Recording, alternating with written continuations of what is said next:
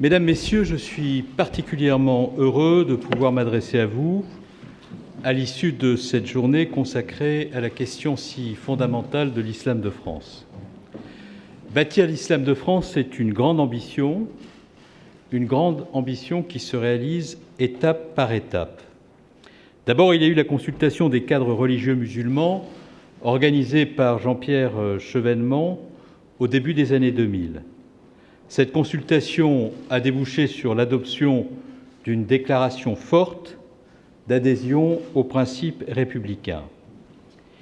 Il y a eu la création du Conseil français du culte musulman en 2003, à l'initiative de Nicolas Sarkozy. Il y a eu, voici 2 ans, à mon initiative, la création de l'instance de dialogue avec l'islam de France, laquelle s'est déjà réunie 2 fois.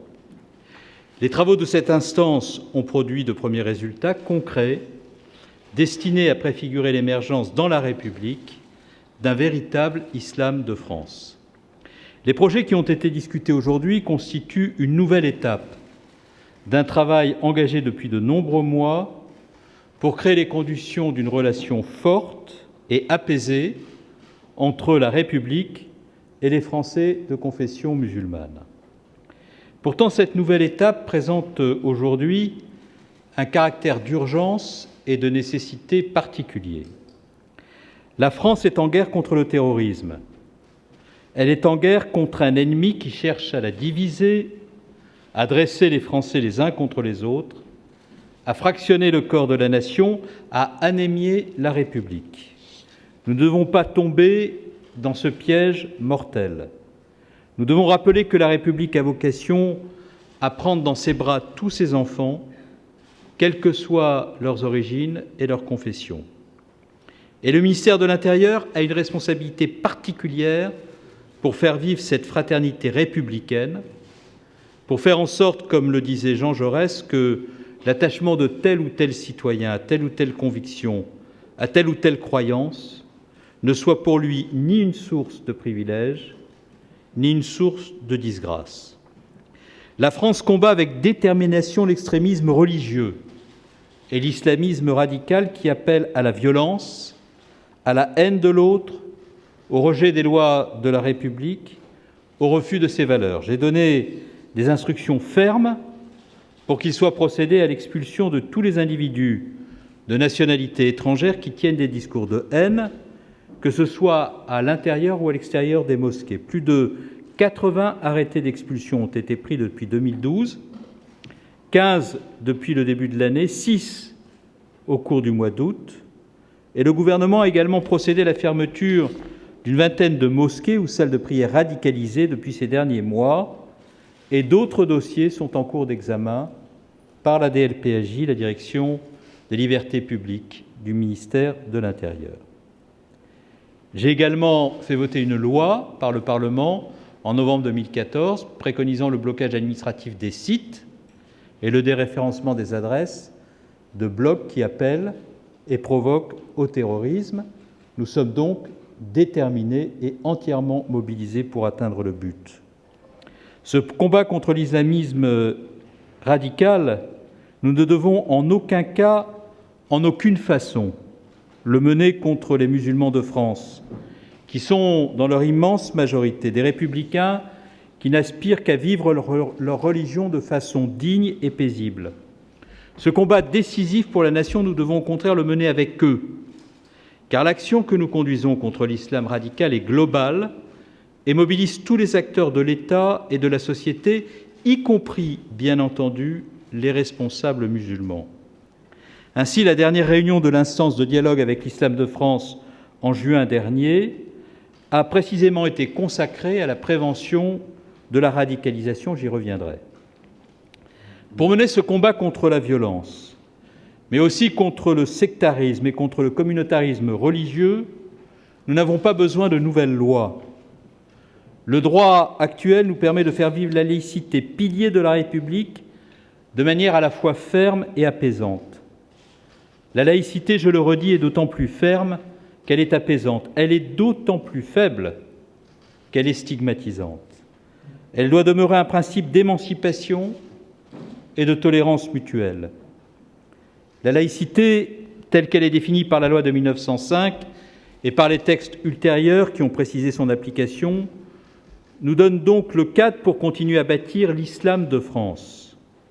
Les responsables musulmans m'ont tous dit leur attachement à ces principes qui font de la République, et j'insiste sur ce point, leur première appartenance. L'islam de France, l'islam qui inspire l'immense majorité des Français de confession musulmane, doit amplifier son engagement pour la République, pour la patrie, pour la France dont le discours universel doit être assumé et surtout promu partout dans notre société et dans le monde. L'islam de France, ce sont des cadres religieux dont j'ai reçu ce matin les représentants qui sont fermement attachés aux valeurs de la République. Ils ont condamné sans relâche, sans la moindre ambiguïté, chacun des attentats qui ont frappé notre pays au nom d'une conception dévoyée insupportable de l'islam.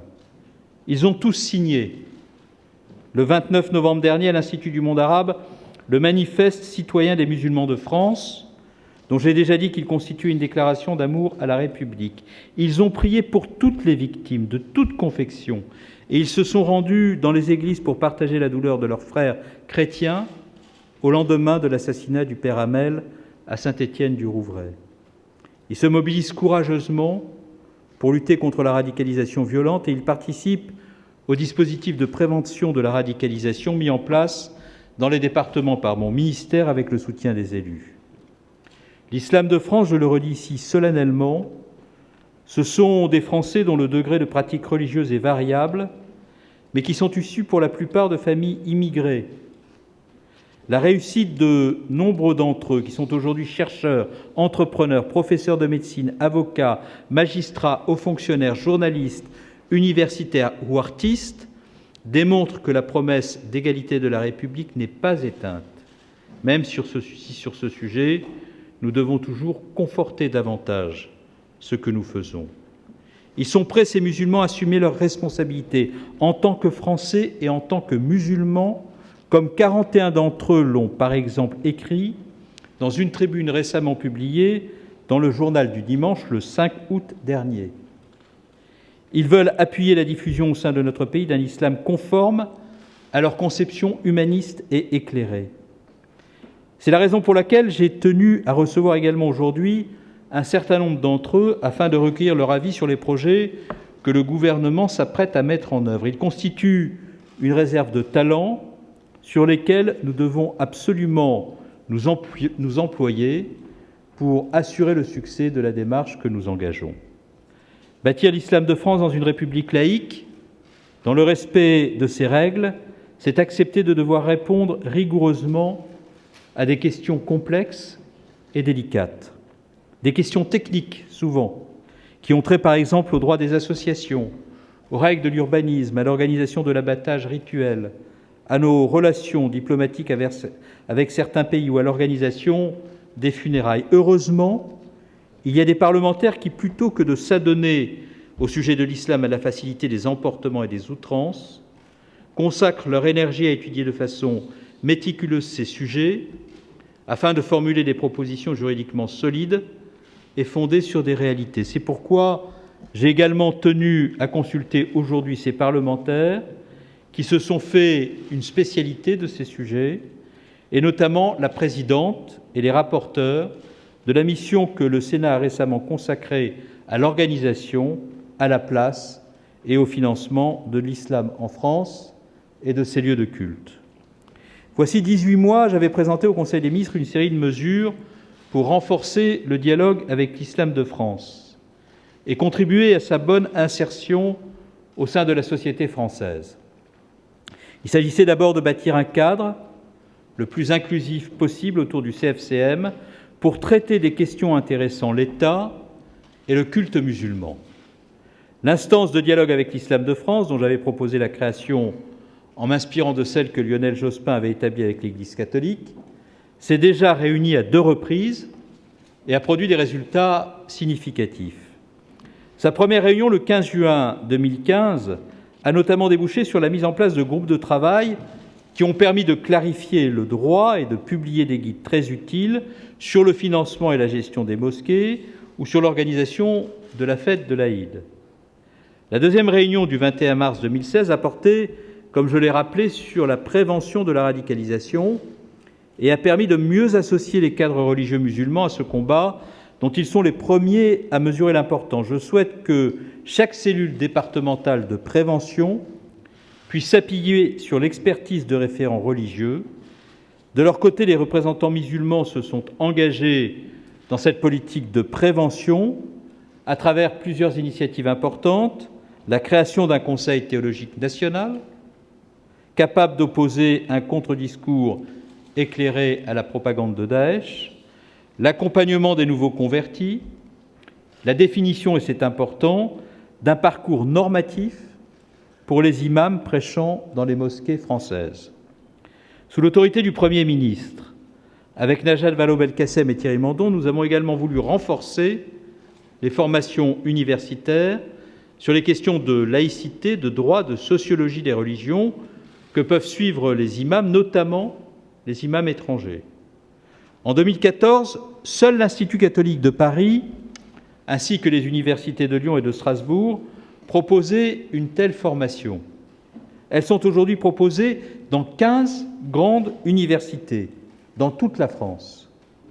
Par ailleurs, nous rendrons obligatoire en 2016 l'obtention de ce diplôme universitaire pour les nouveaux aumôniers pénitentiaires, militaires, hospitaliers de toutes les confessions. Le ministère de la Justice a par ailleurs augmenté le nombre des aumôniers pénitentiaires musulmans et amélioré de façon sensible leur situation matérielle. Dès décembre 2014, à l'occasion d'une visite en Algérie, j'avais, vous vous en souvenez, mesuré la nécessité d'améliorer le niveau de français et la connaissance de nos institutions qu'ont les imams détachés par des pays étrangers pour exercer dans les mosquées françaises.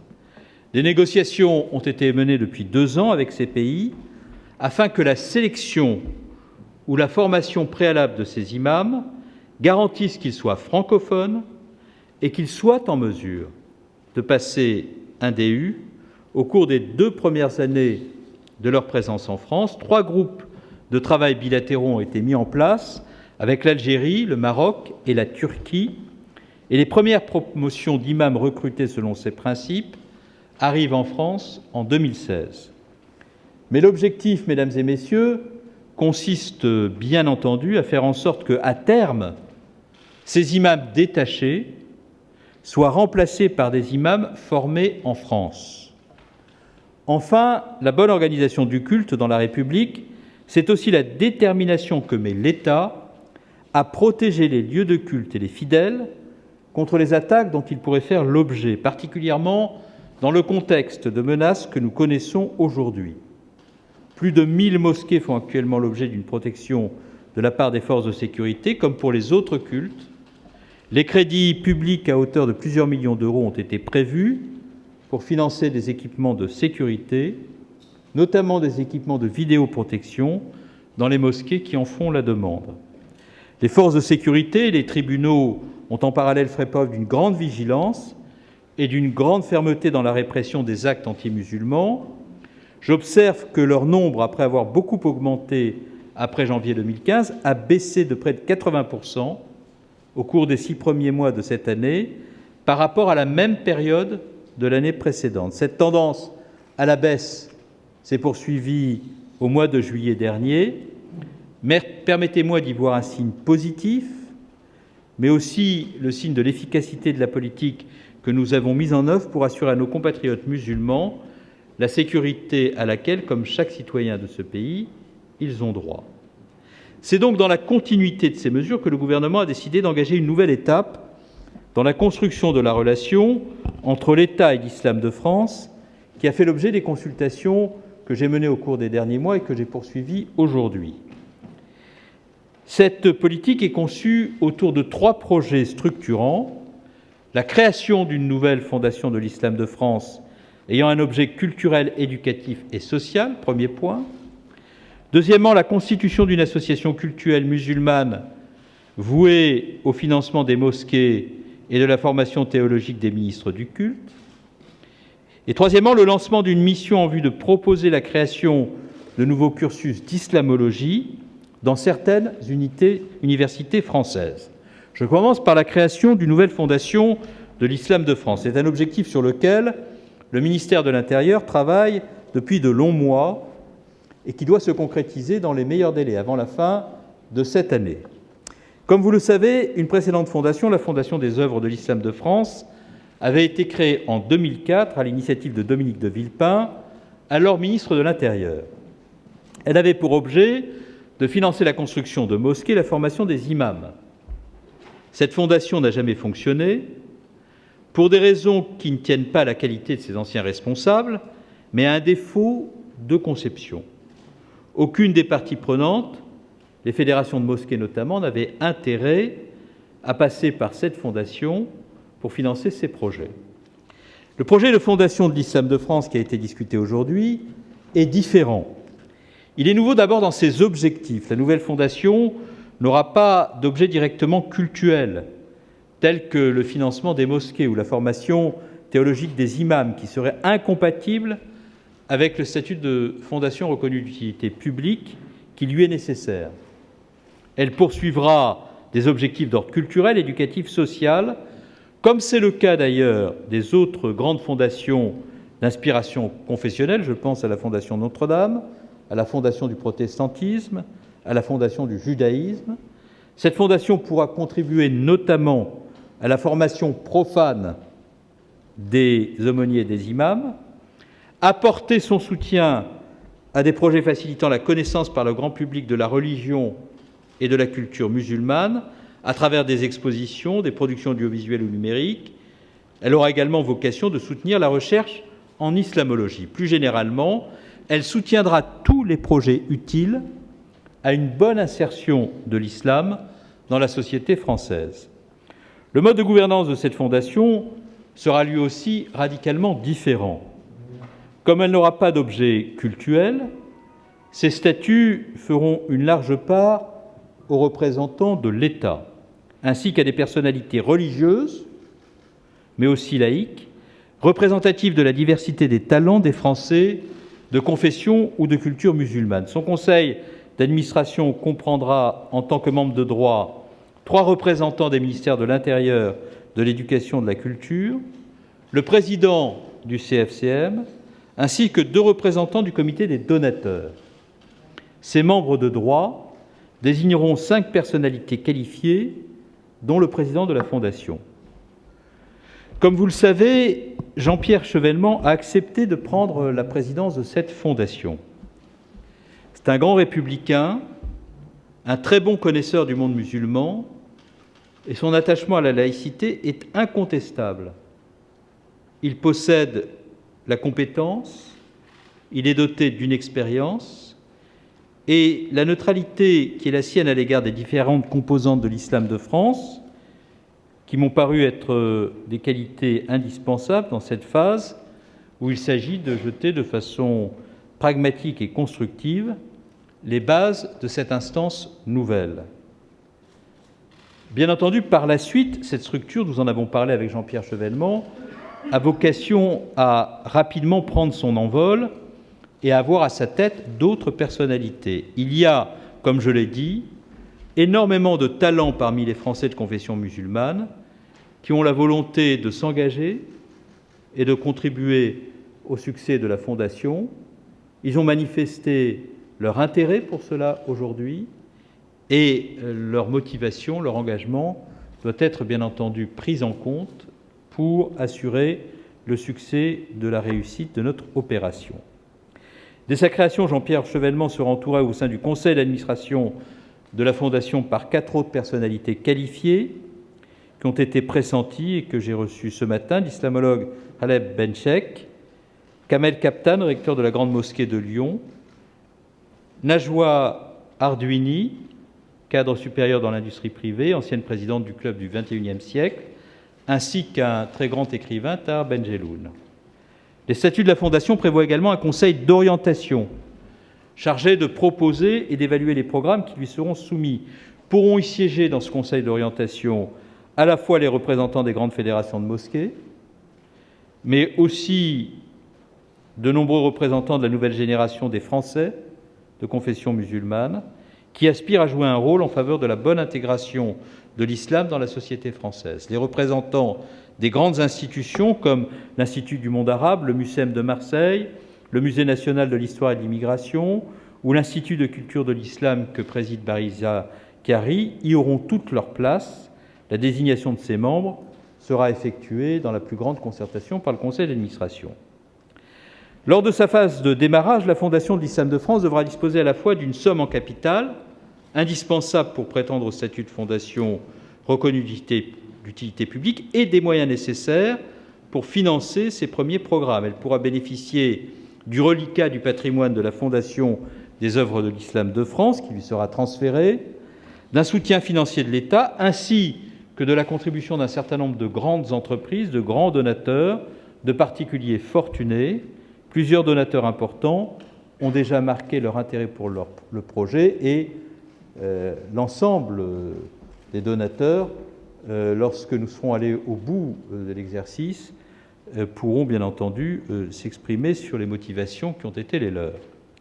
À côté de la Fondation, les représentants du culte musulman doivent pouvoir s'appuyer sur une association cultuelle, deuxième projet, chargée de rechercher et répartir collectivement des financements pour la construction des mosquées ou la formation proprement théologique des imams. Cette association cultuelle sera bien entendu présidée par un Français de confession musulmane et l'État s'abstiendra naturellement d'intervenir dans son fonctionnement. Il est prévu que l'association cultuelle, tout comme la Fondation, ne recueille que des fonds français. Dès aujourd'hui, dans la majorité des cas, la construction des mosquées est financée localement à travers des dons des fidèles et grâce au soutien que leur apportent les collectivités locales sous diverses formes. Mais ces ressources sont limitées et il s'agit donc de créer un modèle vertueux de financement appelé à s'imposer au fil des ans. L'objectif premier de cette association cultuelle sera donc de trouver de nouvelles sources nationales de financement, je dis bien des sources nationales de financement, notamment auprès des entreprises de la filière halal et du marché du pèlerinage, sous la forme d'une contribution volontaire et non d'une taxe fiscale, car cela serait juridiquement impossible. Ce modèle économique devra être suffisamment dynamique pour éviter d'éventuels conflits d'intérêts entre les principales fédérations de mosquées. Chacun doit y trouver son compte et une étroite coopération devra d'ailleurs être mise en place avec la Fondation de l'Islam de France pour permettre le cofinancement de certains projets ayant une nature mixte, à la fois cultuelle et culturelle, par exemple la construction d'une bibliothèque ou d'un espace d'exposition dépendant d'une mosquée. Enfin, l'association cultuelle devra être en mesure d'apporter à ses membres des services tels que l'expertise juridique des projets, le soutien opérationnel à la maîtrise d'ouvrage ou la mutualisation des appels d'offres auprès des fournisseurs. Les statuts de cette association cultuelle nationale méritent d'être élaborés avec beaucoup de soin, afin de permettre à la fois de rassembler largement tous les acteurs, les mosquées et leurs fédérations notamment autour de ce projet, et d'éviter aussi les risques de paralysie liés à des intérêts concurrents. Un groupe de travail rassemblant tous les acteurs du culte musulman se réunira donc dès les jours prochains afin d'élaborer un projet de statut qui soit acceptable par tous. Comme pour la Fondation Les Nouvelles Générations de l'Islam de France, dont j'ai encore une fois reçu aujourd'hui les représentants, doivent être en mesure d'apporter à l'association cultuelle le bénéfice de leur expertise et de leur soif d'engagement. Le ministère de l'Intérieur apportera son expertise juridique à ce groupe, au sein duquel sa position de neutralité lui permettra de jouer un rôle de facilitateur. Ce groupe aura également pour mission d'engager les négociations avec les acteurs de la filière halal en vue de mettre en place un système de contribution volontaire au bénéfice de l'association avec le concours des ministères de l'Intérieur et de l'Agriculture. L'objectif consiste à faire aboutir ce travail d'élaboration des statuts, de recherche de financement nouveaux, en vue de la 3e réunion de l'instance de dialogue avec l'Islam de France, qui doit se tenir au début du mois de décembre, et dont les 2 principaux thèmes seront le financement du culte et la formation des ministres du culte. Enfin, troisième sujet, la formation en France des imams et des aumôniers, qui constitue un chantier considérable sur lequel nous voulons avancer vite. L'État, comme le responsable du culte musulman, ont intérêt à ce que les mosquées puissent disposer d'imams français, parlant français, formés en France, disposant d'un bagage théologique solide et capable de s'adresser aux fidèles en parfaite connaissance de la société où ils vivent, aussi bien que de dialoguer avec les élus locaux et avec les responsables d'autres cultes. J'ai déjà rappelé les efforts fournis par l'État et par les universités depuis 2 ans, afin de proposer aux ministres du culte, ainsi qu'aux autres personnes intéressées, responsables associatifs, fonctionnaires, une formation civile et civique autour de la laïcité et du droit des religions. En revanche, l'État n'a bien entendu pas à intervenir dans le contenu de la formation théologique des ministres du culte.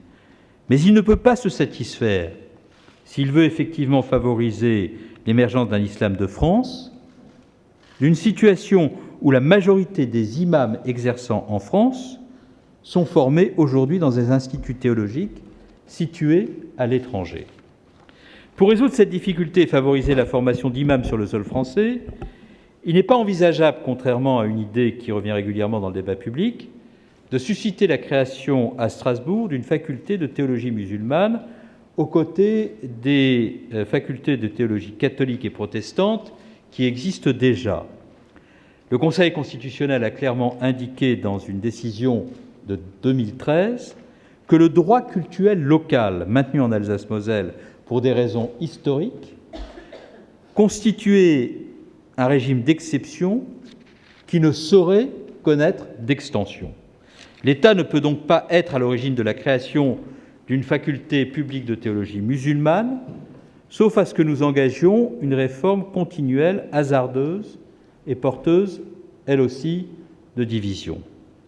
Dans ces conditions, le Premier ministre a accepté qu'une mission soit lancée, mobilisant le ministère de l'Éducation et de la Recherche et le ministère de l'Intérieur, qui doit permettre de renforcer l'offre universitaire savante auxquelles peuvent avoir accès en France de futurs imams dans des matières non confessantes, telles que la langue et la littérature arabe, l'histoire et l'exégèse du Coran, l'histoire de la civilisation musulmane, en complément du parcours qu'ils accomplissent au sein d'instituts privés de théologie musulmane. Ces enseignements d'islamologie devront être de haut niveau, conformément à la grande tradition française dans ce domaine, je pense à Massignon, je pense à Berck, rigoureusement laïques et ouverts naturellement à l'ensemble des étudiants intéressés. Nous allons donc confier à 3 experts, un spécialiste laïque de l'islam, un théologien musulman et un juriste, la mission de proposer la création de tels enseignements en islamologie dans des universités françaises volontaires et qui seraient dotés des moyens appropriés, choisis dans le cadre d'un appel à projet national. Et nous recevrons prochainement l'ensemble des membres de cette mission. À mesure que nous ferons monter en puissance avec une exigence d'excellence ces formations, nous travaillerons avec l'association cultuelle et le CFCM, de telle sorte que les instituts privés fassent le même travail d'excellence et que des conventions soient possibles entre les instituts privés et les départements d'islamologie pour avoir en France une formation des imams complète et correspondant aux exigences de rigueur que nous partageons tous ensemble. Voici les 3 chantiers qui ont fait l'objet des échanges qui se sont déroulés tout au long de cette journée à l'hôtel de Beauvau. Et cette journée, vous y avez participé, vous avez attendu debout, vous mesurez par conséquent à quel point elle a été chargée. J'ai trouvé auprès de chacun de mes interlocuteurs, représentants du culte musulman, futurs membres de la Fondation, personnalités de la société civile, parlementaires, un engagement authentique et la conscience d'un moment historique. Il nous faut donc continuer à avancer dans la construction de l'islam de France avec humilité, parce que c'est difficile et que beaucoup de choses restent encore à régler, que de nombreux problèmes complexes se présentent encore à nous et il nous faut travailler avec détermination. Si je me suis peu exprimé sur ces sujets jusqu'à aujourd'hui, c'est parce que je sais la complexité de ces questions, le temps qu'il faut passer pour convaincre, le travail diplomatique à faire, les points de vue à rapprocher. Et si je suis, bien entendu, heureux du travail que nous avons accompli, du chemin que nous avons parcouru, au terme de cette journée qui est un point d'orgue à des semaines et des mois de travail, je vois aussi ce qu'il reste à faire et les risques qui s'attachent au chemin qui se présente devant nous. C'est la raison pour laquelle il nous faut rester mobilisés avec le souci du dialogue, avec le souci de l'efficacité et la volonté de cheminer ensemble pour atteindre le but. Ce but porte un nom, la création en France d'un islam de France au cœur de la République et défendant en première ligne, avec tous les républicains, ses valeurs face à ceux qui les menacent. Merci à tous.